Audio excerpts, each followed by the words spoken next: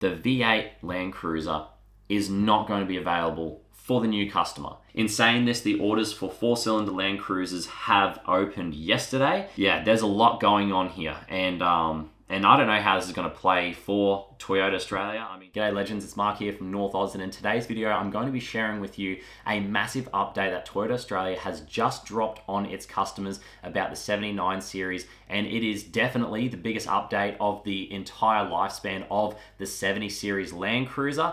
And we're going to talk about how it could potentially be the biggest update of the Toyota Australia's history, of their history. So today, we're going to get stuck into it.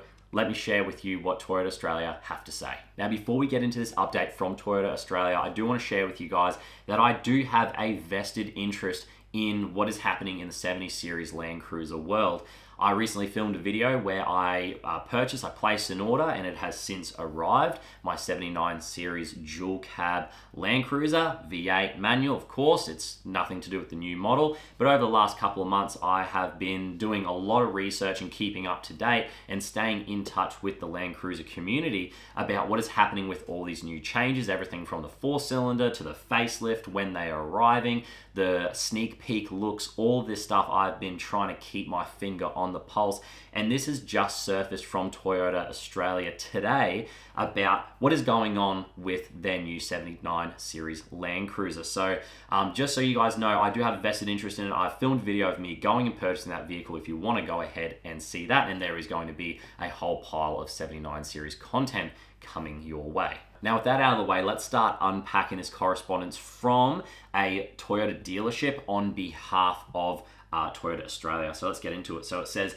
on the very first line, the V8 Land Cruiser militaries have now been discontinued. So the military is the 79 series Land Cruiser. It says it on all of the documentation I've gotten, from my spec sheet all the way to the progression of my vehicle being delivered. So if you didn't know, the 79 series is exactly that. It is the military.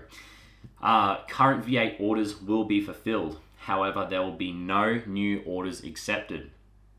In saying this, the customers that would like to change from a V8 to a 4-cylinder will then leave available V8s to those that have placed a deposit, signed a pre-contract, and are on the waiting list.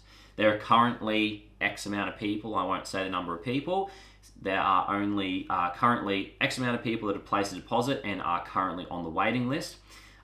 X amount of those people were allocated a V8 as of yesterday, as X number of the original V8 orders were changed to the 4-cylinder.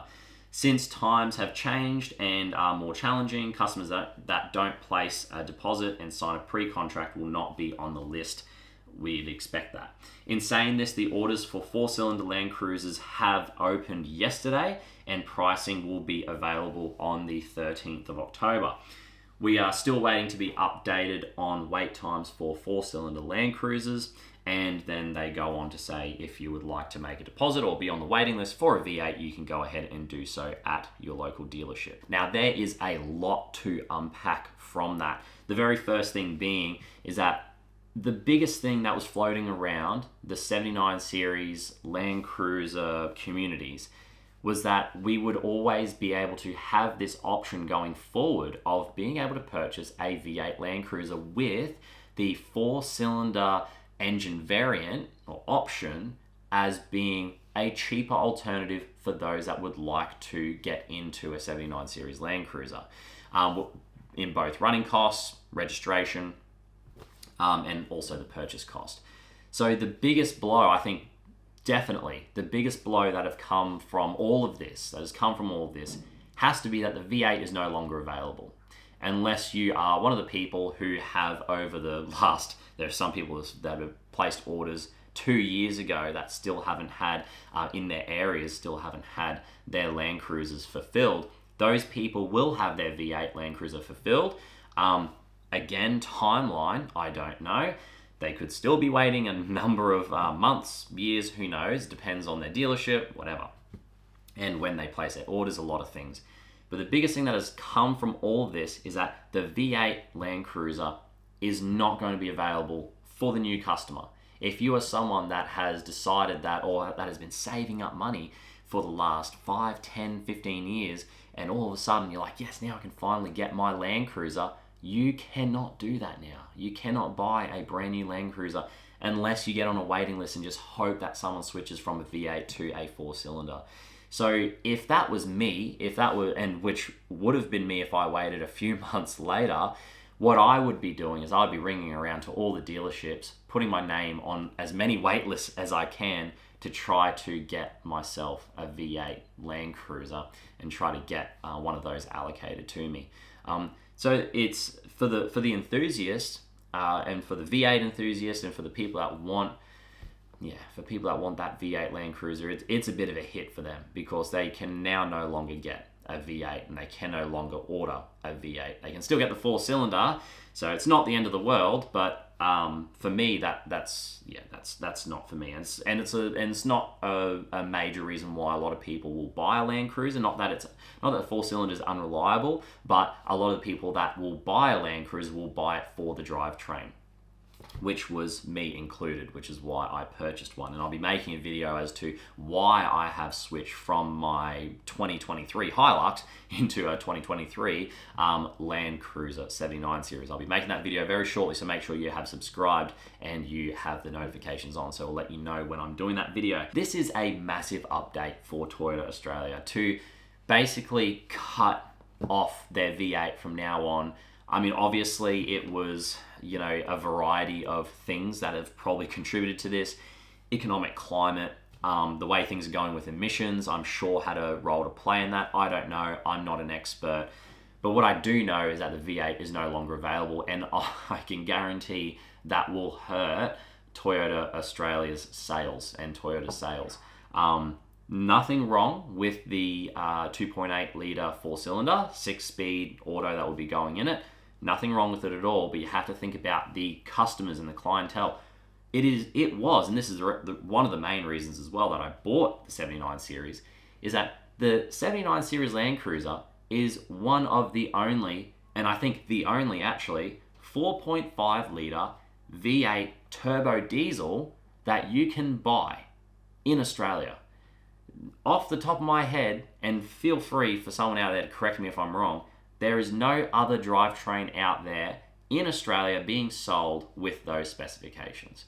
And for me, it's a major thing for people that are towing, for people that want a simple, it's not twin turbo, so you want a simple, reliable engine, and now that's being taken away from them. We all know that the V8 Land Cruiser has been detuned, so we know that it's good to run and good to be abused for many, many years.